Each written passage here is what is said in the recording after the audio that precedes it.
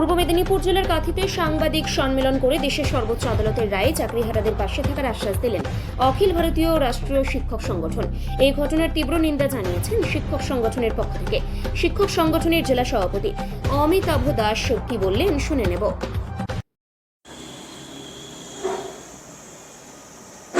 দেশের সর্বোচ্চ আদালতের নির্দেশে প্রায় কাছাকাছি 26,000 শিক্ষকের চাকরি বাতিল হয়েছে। এই মতো অবস্থায় আপনাদের কি করণীয় রয়েছে এই মুহূর্তে? মহামান্য সুপ্রিম কোর্ট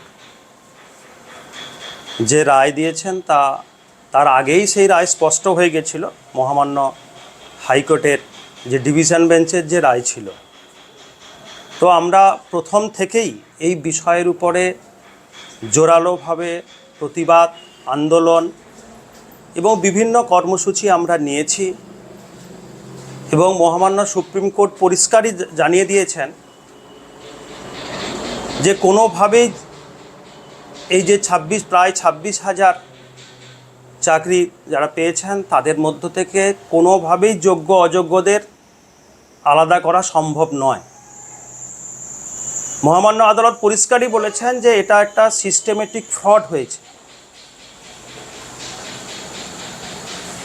শিক্ষক শিক্ষিকা শিক্ষাকর্মীদের উপরে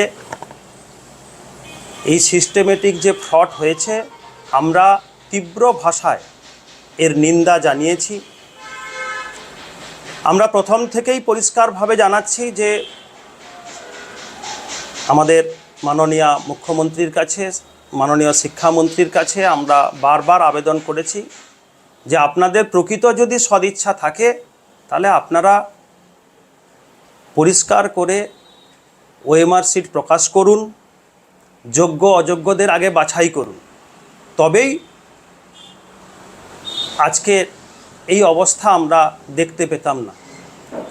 আজকে যেভাবে যোগ্যদের সঙ্গে অযোগ্যদের মিশিয়ে দিয়ে সবাইকে, এত পরিবার, এত শিক্ষক শিক্ষিকা শিক্ষাকর্মী তথা এই বাংলার শিক্ষা ব্যবস্থাটাকে সর্বনাশ করে দিচ্ছেন মাননীয় শিক্ষামন্ত্রী, মাননীয় মুখ্যমন্ত্রী। তাই আমাদের একটাই অনুরোধ যে আপনাদের যদি প্রকৃত সদিচ্ছা থাকে, আপনারা যদি চান যে এই বাংলার শিক্ষা ব্যবস্থা বেঁচে থাকুক, তাহলে আপনারা আগে যোগ্যদের অযোগ্যদের আলাদা করুন, পৃথক করুন, ওএমআর শিট প্রকাশ করুন এবং যদি আপনার এতই নিতান্তই বসার ইচ্ছা থাকে তাহলে আপনারা যোগ্যদের নিয়ে আলাদা করে বসুন, অযোগ্যদের নিয়ে আলাদা করে বসুন। আপনারা আবার সিস্টেমেটিক ফ্রড করছেন সবাইকে একসঙ্গে ডেকে। এই সবাইকে একসঙ্গে রাখার কারণেই তো মহামান্য সুপ্রিম কোর্ট এই চাকরি প্যানেলটাকেই বাতিল করেছে। আর আপনি সেই সবাইকেই আবার একসঙ্গে ডাকছেন। আপনি কি ললিপপ ধরানোর জন্য ডাকছেন? এই ললিপপ ধরানোর কারণেই আজকে বাংলার শিক্ষা ব্যবস্থার এই হাল। আজকে অধিকাংশ স্কুল বন্ধের পথে, আজকে পরীক্ষা চলছে, পরীক্ষা ব্যবস্থা চালানো যাচ্ছে না স্কুলগুলোতে। দুদিন পরে সমস্ত ক্লাস খুলে যাবে। আজকে এইচএসের ক্লাস নেওয়ার জন্য শিক্ষক শিক্ষিকা নেই, আজকে মাধ্যমিকের ক্লাস নেওয়ার জন্য শিক্ষক শিক্ষিকা নেই। আজকে বাংলার যে শিক্ষা ব্যবস্থার যে এই বেহাল অবস্থা, তার জন্য এই মাননীয় মুখ্যমন্ত্রী আপনি নিজেই দায়ী। আপনার কারণে আজকে এই অচল অবস্থা বাংলায় সৃষ্টি হয়েছে। তো এমন অবস্থায় নেতাজি ইংল্যান্ডে তো প্রত্যেককেই ডাকা হয়েছে, সেখানে কি সবাইকে একত্রিত হওয়ার ফলে কি কোনো সমস্যার সম্মুখীন হতে হবে? এই সবাই একত্রিত হওয়াটাই তো মাননীয় মহামান্য সুপ্রিম কোর্টের থেকে যে রায় হয়েছে যে সবাই একত্রিত থাকার কারণেই তো সিস্টেমেটিক ফ্রড। তো সবাইকে আপনি একসঙ্গে ডেকে কি বিচার করবেন? আপনি কি মানবিকতা দেখাবেন? আপনাদের যেসব সহশিক্ষকরা ছিলেন বা জানতে পারলেন, যাদের সঙ্গে প্রতিনিয়ত যোগাযোগ হতো, তারা এই মুহূর্তে স্কুলে অনুপস্থিত হচ্ছেন, এমনি প্রাথমিকভাবে ব্যক্তিগত কোনো যোগাযোগ হচ্ছে তাদের সঙ্গে? হ্যাঁ, আমরা হয়তো আইনত ওনাদের পাশে দাঁড়াতে পারছি না, কিন্তু মানবিকভাবে আমাদের জানা যত মাস্টারমশাই আছেন, শিক্ষক শিক্ষিকা শিক্ষাকর্মী, আমরা সবার পাশেই দাঁড়াচ্ছি, সবার সঙ্গে প্রতিনিয়ত যোগাযোগ রেখেছি। তাদের বাড়ির লোকজনের সাথেও আমরা কথা বলছি, প্রয়োজনে অনেকের বাড়ি গিয়ে ওনাদের পাশে গিয়ে দেখা করছি, কথাও বলছি। তো আমাদের দিক থেকে যতটা করা সম্ভব হয় আমরা সেটা করছি।